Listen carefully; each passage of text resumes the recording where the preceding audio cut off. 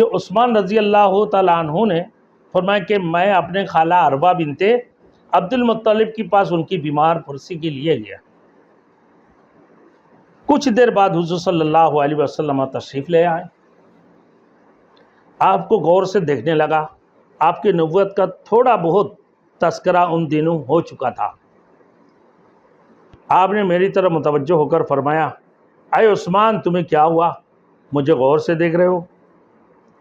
میں نے کہا کہ میں اس بات پر حیران ہوں کہ آپ کا ہمارے میں بڑا مرتبہ ہے، پھر آپ کے بارے میں ایسے باتیں کہی جا رہی ہیں۔ اس پر آپ نے فرمایا، لا الہ الا اللہ، اللہ گواہ ہے کہ میں یہ سن کر کب کیا۔ پھر آپ نے یہ آیات تلاوت فرمائیں۔ Thanks for watching. Don't forget to like, comment, share and subscribe to Maulana Habibullah Rouhani Official.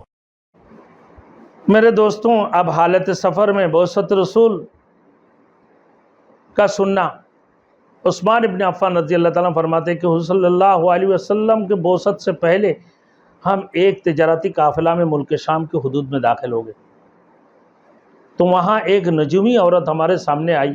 اس نے کہا کہ میرا ساتھی میرے دروازے پر آ کر کھڑا ہوگا کیونکہ احمد رضی اللہ تعالیٰ عنہ کے ظہور ہو گیا ہے، اور ایسا حکم آ گیا جو بس میں نہیں ہے۔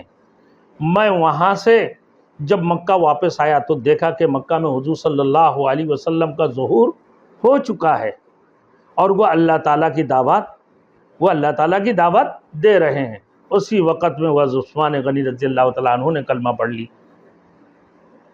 قیادت کی برکت سے نعمت اسلام سے سرفراز ہونا۔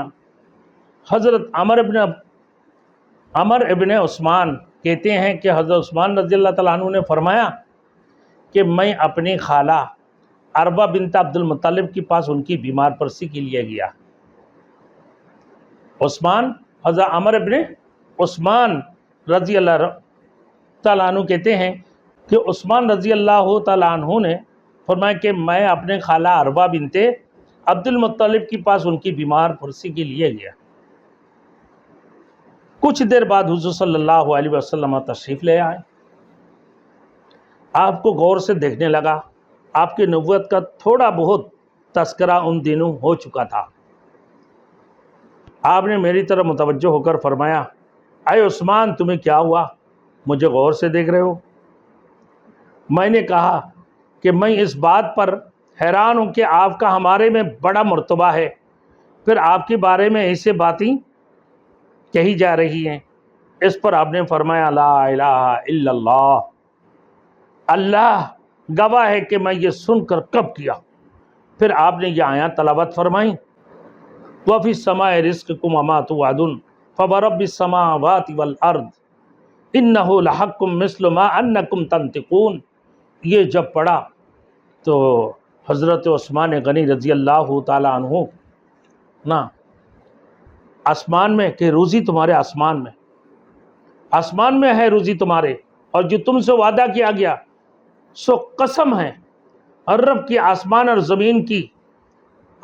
زمین کے رب کی قسم ہے کہ یہ بات تحقیق ہے جس کو تم بولتے ہو۔ پھر حضور صلی اللہ علیہ وسلم کھڑے ہوئے اور باہر تشریف لے گئے۔ میں بھی آپ کے پیچھے چل دیا اور آپ کی خدمت میں حاضر ہو کر مسلمان ہوا۔ حضرت عثمان غنی رضی اللہ تعالیٰ عنہ فرمائے، قیادت کی نیت سے پہنچا، سفر کی حالت میں جب وہاں پہ پہنچا تو قیادت کے لیے قیادت کی برکت سے اللہ نے اسلام سے سرفراز فرمایا کہ اللہ کے رسول کو دیکھتے رہے۔ اللہ کے رسول تو مجھے غور سے کیوں دیکھ رہے ہو؟ کیا بات ہے کہ آپ ہمارے اوپر آپ کی رتبہ ہے، مرتبہ ہے، جو دنیا کے اندر بات ہی چل رہی ہے اس وقت جو چل رہا ہے۔ تو کہنے لگا اللہ کے رسول، لا الہ الا اللہ۔ تو یہ جب کہا پھر اللہ رب العزت حضرت رسول مقبول صلی اللہ علیہ وسلم کے اوپر جو آیات نازل فرمایا، وَفِي السَّمَاءِ رِزْقُكُمْ وَمَا تُوعَدُونَ فَوَرَبِّ السَّمَاوَاتِ وَالْأَرْضِ إِنَّهُ لَحَقٌّ مِثْلُ مَا أَنَّكُمْ تَنطِقُونَ۔ سورۃ الزاریات میں 22 اور 23 آیات کہ تمہارے رزق آسمان پر ہے، جو اللہ نے تم سے وعدہ کیا سو قسم آسمان و زمین کے رب کے کہ یہ بات تحقیق ہے جیسے تم بولتے ہو۔ پھر حضور صلی اللہ علیہ وسلم کھڑے ہو کر باہر نکل گئے۔ حضرت عثمان غنی رضی اللہ تعالیٰ عنہ فرماتے کہ میں بھی ان کی ساتھ ساتھ پہنچا اور پھر ان کے پیچھے چل دیا۔ آپ کی خدمت میں حاضر ہو کر پھر میں مسلمان ہو گئے، کلمہ پڑھ لی۔ میرے دوستوں، اظہار اسلام پر تکلیف حضرت عثمان غنی رضی اللہ تعالیٰ عنہ کی جو تکالیف تھے،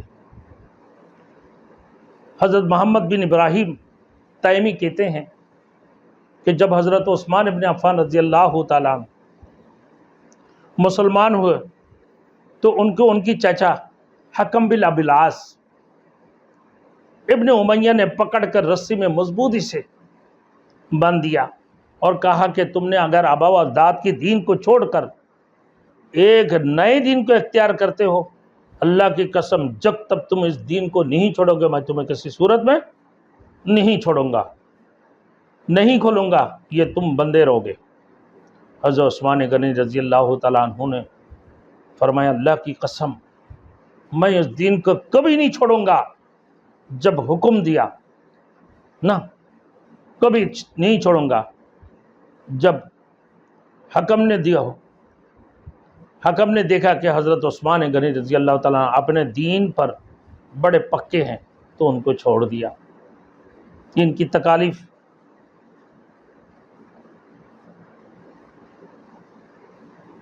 پھر اسی طریقے سے خلیفہ سوم مقرر کرنے کے دوران حضرت عبد الرحمن بن عوف رضی اللہ تعالیٰ عنہ نے فرمایا تم میں سے کون ہے تعاون علی البر کی مثال دیکھو کہ تم میں سے کون ہے جو اس خلافت کی منصب سے خود بخود دستبردار ہو جائے اور پھر اس بات کی کوشش کرے کہ تم میں سے بہترین اور اہل شخصیت کو خلیفہ بنائے۔ تو آپ کی اس تجویز پر کسی نے کوئی جواب نہیں دیا۔ اس پر انہوں نے فرمایا کہ سب سے پہلے میں خود دستبرداری کا اعلان کرتا ہوں۔ حضرت عثمان غنی رضی اللہ تعالیٰ عنہ اس پر حضرت عثمان غنی رضی اللہ تعالیٰ عنہ نے فرمایا کہ میں سب سے پہلے آپ کی اس کوشش میں آپ کی تائید کرتا ہوں، کیونکہ میں نے رسول اللہ صلی اللہ علیہ وسلم کو یہ فرماتے ہوئے سنا کہ جو اس سرزمین کا امین ہے وہ آسمان کا بھی امین ہے اور زمین کا بھی امین ہے۔ باقی لوگوں نے بھی حضرت عثمان غنی رضی اللہ تعالیٰ عنہ کی تائید کی۔ حضور صلی اللہ علیہ وسلم نے حضرت عبد الرحمن بن عوف رضی اللہ تعالیٰ عنہ کو امین الامت کا لقب عطا فرمایا تھا۔